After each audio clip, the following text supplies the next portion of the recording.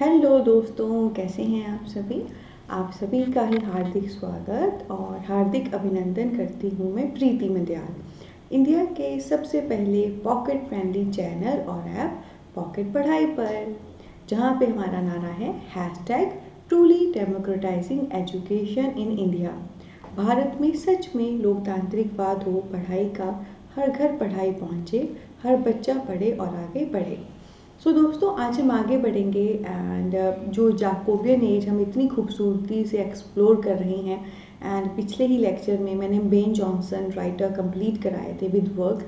तो आज हम दोस्तों नेक्स्ट 2 राइटर्स को कंबाइन लेवल पे लेंगे, दैट इज़ ब्यूमेंट एंड फ्लेचर। ठीक है, आपने साजिद वाजिद म्यूजिशियन का नाम सुना होगा, संगीतकार हैं। लक्ष्मीकांत प्यारेलाल का नाम सुना होगा, संगीतकार हैं ना। इकट्ठे काम करते हैं, साजिद वाजिद इकट्ठे करते हैं, लक्ष्मीकांत प्यारेलाल इकट्ठे करते हैं। वैसे ही ब्यूमेंट और फ्लेचर की भी खास बात क्या है, इनका वर्क भी इकट्ठे था। बहुत थोड़ा सा वर्क है जो इनका अलग अलग है, अदरवाइज ये इकट्ठे मिलके काम करते थे। तो इन दोनों को हम करेंगे। ठीक है, तो आइए दोस्तों लेना शुरू करते हैं हमारे next important writer and their work Beaumont and Fletcher हमारे जाकोबियन एज में एग्जामिनेशन पॉइंट ऑफ व्यू से। तो क्योंकि मैंने जस्ट अभी आपको बताया ये इकट्ठे काम करते थे, तो सबसे पहले ब्यूमेंट और फ्लेचर को मैं कंबाइन लेवल पे ही आपसे डिस्कस करूँगी, इनकी पर्सनैलिटी को लेकर, पर्सोना को लेकर, इनकी लाइफ को लेकर एंड वर्क को लेकर। तो सबसे पहली बात है दोस्तों, इनको हम ट्विन सोल ऑफ ड्रामा कहते थे, यानी कि 2 जिस्म एक जान कहते थे, क्योंकि इनके ड्रामा इकट्ठे आते थे और जो भी इनके ड्रामा या प्ले इकट्ठे आते थे वो बहुत छा जाते थे, लोग बहुत पसंद करते थे। और आपको पता है इन्होंने इकट्ठे मिलकर 52 प्लेज लिखे हैं। ठीक है, जो कि छोटी बात नहीं है। तो जैसे हमारे संगीतकार हैं लक्ष्मीकांत प्यारेलाल या साजिद वाजिद, वैसे ही ब्यूमेंट और फ्लेचर हमारे ड्रामाटिस्ट हैं जाकोबियन एज के ट्विन सोल, और इन्होंने इकट्ठे मिलके 52 प्लेस लिखी हैं। फ्लेचर दोस्तों ब्यूमेंट से 9 साल ज़्यादा जिया था, यानी कि ब्यूमेंट की डेथ पहले हो गई थी, फ्लेचर की उसके 9 साल बाद हुई थी। ठीक है, कि दोनों ही पर्सन बहुत ही नोबल एंड कल्चरल फैमिलीज को बिलोंग करते थे, यानी कि प्रॉपर अच्छी और कल्चरल फैमिली, जैसे ना प्रॉपर कल्चरल फैमिली यानी कि जिसमें प्रॉपर रिचुअल्स हैं, कस्टम्स हैं, नोबल यानी कि अच्छी फैमिली को बिलोंग करते थे। और साथ में दोस्तों ये दोनों ही राइटर जो हैं यूनिवर्सिटी ट्रेन थे, यानी कि ऐसा नहीं है कि शौक के लिए इन्होंने लिखना शुरू किया और राइटिंग ही इनका प्रोफेशन था। ये पढ़े लिखे भी बहुत थे, अच्छे से यूनिवर्सिटी से पढ़े हुए थे। ओके, आइए आगे देखते हैं। और दोस्तों ये दोनों ही राइटर इंटेंसली रोमांटिक थे, यानी कि इनके वर्क में एक रोमांटिकनेस आपको देखने की मिलेगी। रोमांटिक का मतलब यहाँ पे रोमांस नहीं है, रोमांटिक का मतलब यहाँ पे है freedom of thought, just go with the flow.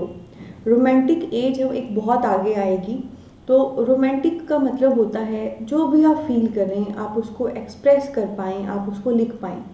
तो ब्यूमेंट और फ्लेचर की खास बात क्या थी, जब ये कंबाइन हो जाते थे तो ये अच्छे से खुद को एक्सप्रेस करते थे, जो भी ये फील करते थे just go with the flow उसे लिखते थे।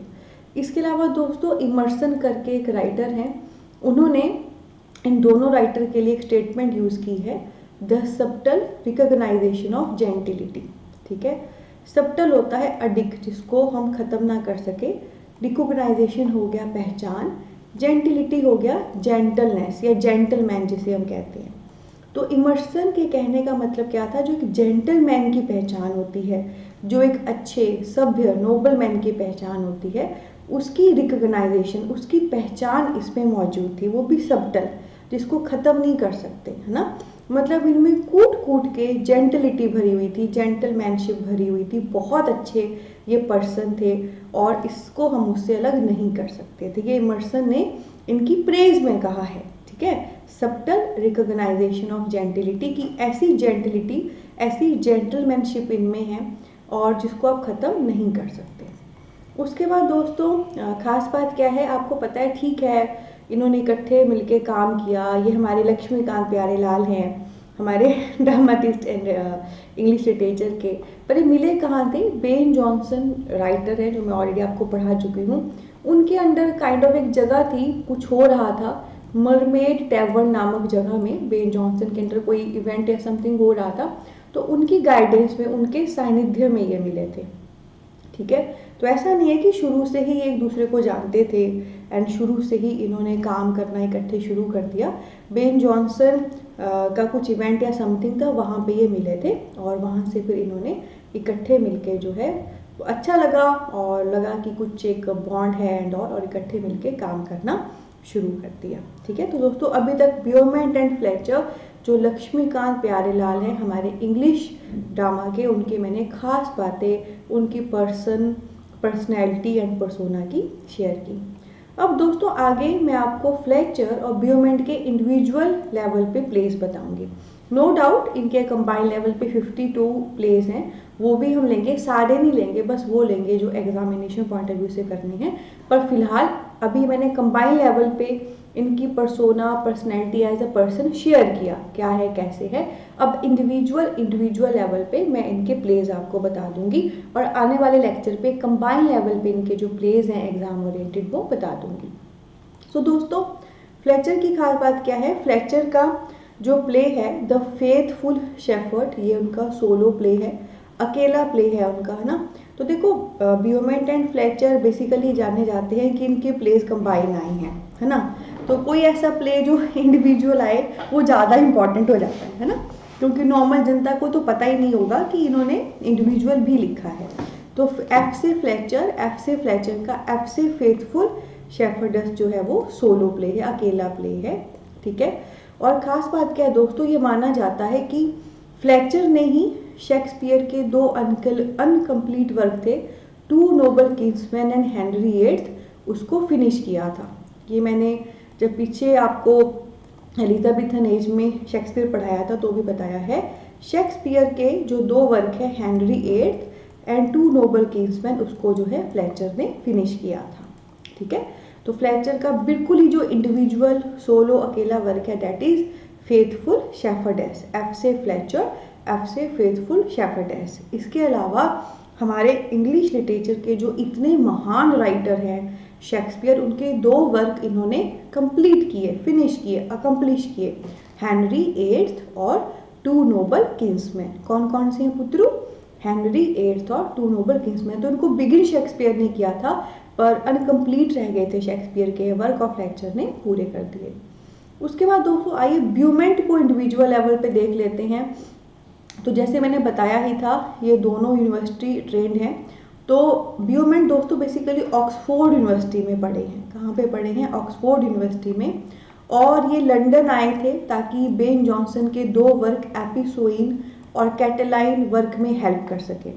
तो बेसिकली ये पढ़े ऑक्सफोर्ड यूनिवर्सिटी में हैं।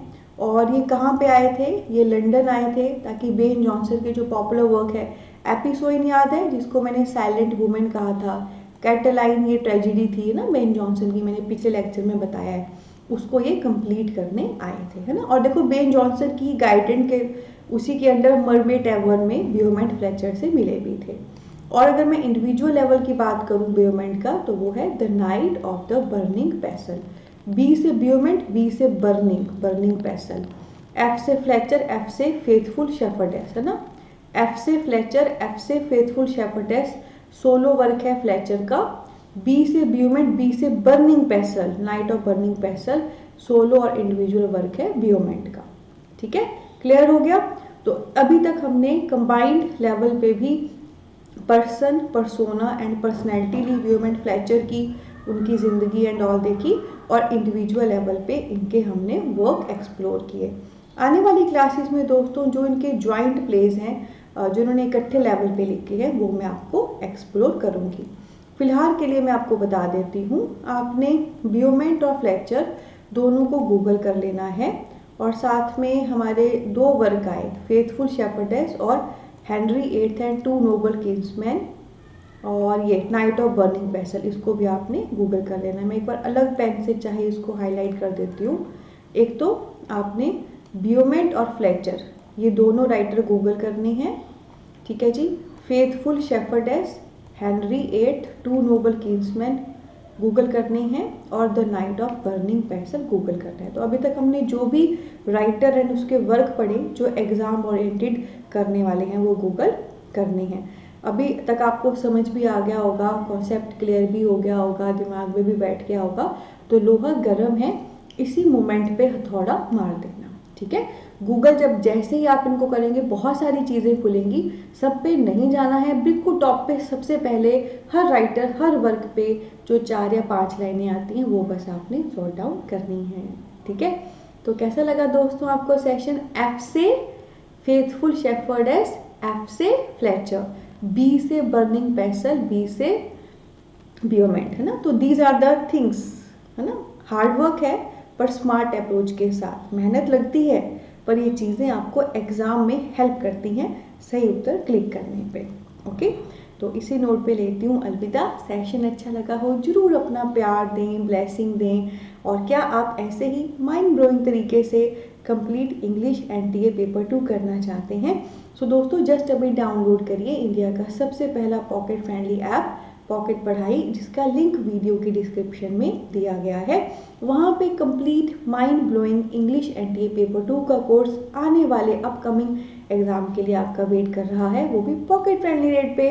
1 कप चाय के पैसे दिन के, बस इतनी ही फीस होगी, है ना। और साथ में ना हिंग लगेगी ना फटकरी, और पूरी तैयारी आपको हो जाएगी। साथ में दोस्तों हमारा कॉन्टैक्ट नंबर भी इस वीडियो के साथ दिया गया है। आपको कोई भी गाइडेंस चाहिए एग्ज़ाम ओरिएंटेड, हमारी टीम आपको पूरा हेल्प करेगी, आप संपर्क करिए। और बहुत खूबसूरत परिवार है हमारा, आप सबका अपना पॉकेट पढ़ाई का फेसबुक, इंस्टा, टेलीग्राम पे, हमें वहाँ भी फॉलो करिए, लिंक इस वीडियो के डिस्क्रिप्शन पे दिए गए हैं। तो बहुत सारा प्यार और ब्लेसिंग, मिलते हैं एक और ऑसम ब्लॉसम सेशन के साथ आने वाली क्लास में, ताकि इश्क, मोहब्बत और प्यार हो जाए पढ़ाई से। Take care.